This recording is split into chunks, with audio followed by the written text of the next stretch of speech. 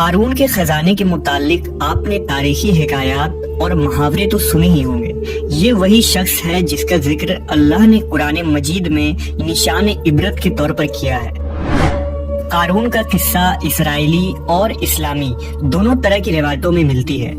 یہ بنی اسرائیل کا وہی امیر ترین شخص تھا جس کے خزانے کی کنجیاں 300 اونٹوں اور خچروں پر لادے جاتے تھے، اور ہر کنجی چمڑے کی ہوتی تھی جو ایک خزانے کی چابی تھی۔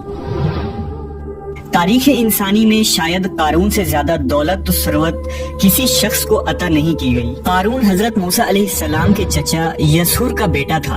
وہ نہایت ہی حسین و خوبصورت آدمی تھا۔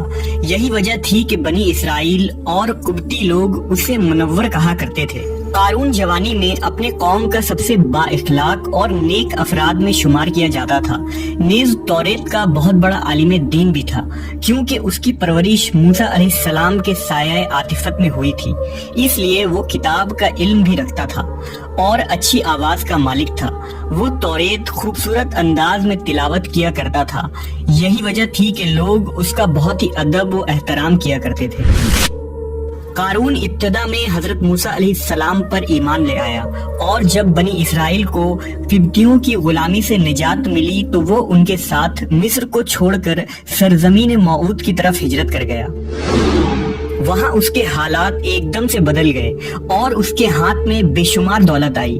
دیکھتے ہی دیکھتے وہ اپنی قوم کا امیر ترین شخص بن گیا، جس کا ذکر اللہ نے قرآن مجید میں کچھ یوں کیا ہے: بے شک قارون موسیٰ کی قوم سے تھا، پھر اس نے قوم پر زیادتی کی، اور ہم نے اس کو اتنے خزانے دیے جن کی کنجیاں اٹھانا ایک طاقتور جماعت پر بھاری تھی۔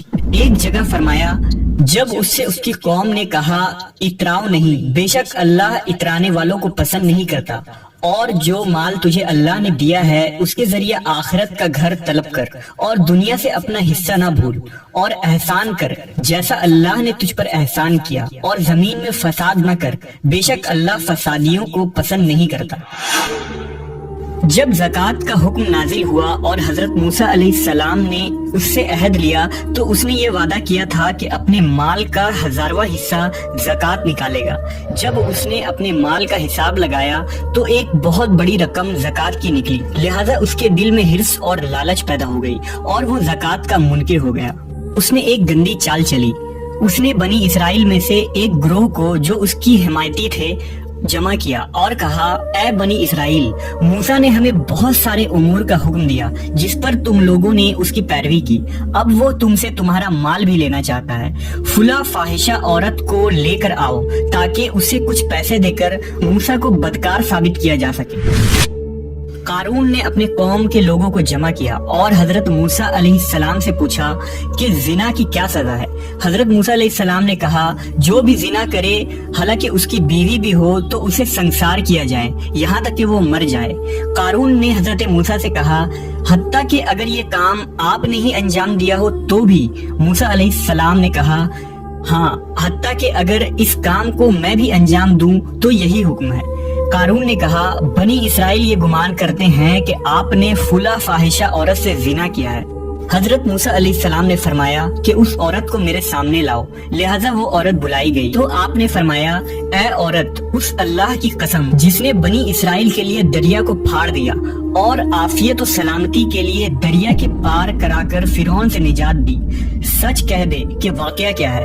حضرت موسیٰ کے جلال سے عورت سہم کر کانپنے لگی اور اس نے مجمع عام میں صاف صاف کہہ دیا کہ اے اللہ کے نبی، مجھ کو قارون نے کثیر دولت دے کر آپ پر بہتان لگانے کے لیے آمادہ کیا ہے۔ اس وقت حضرت موسیٰ علیہ السلام آبدیدہ ہو کر سجدہ شکر میں گر پڑے اور بحالت سجدہ آپ نے یہ دعا مانگی کہ یا اللہ، قارون پر اپنا قہر و غضب نازل فرما دے۔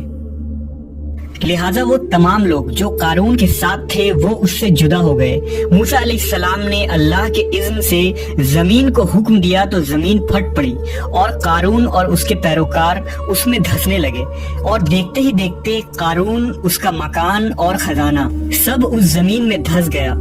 جب یہ زمین میں نابود ہو گئے تو زمین کا شگاف دوبارہ بند ہو گیا۔ قارون کے اس دولت کے متعلق بہت سارے تاریخی حکایات نقل کی گئی ہیں، اور تا قیامت قارون اور اس کا خزانہ تمام انسانیت کے لیے نشان عبرت بنی رہے گی۔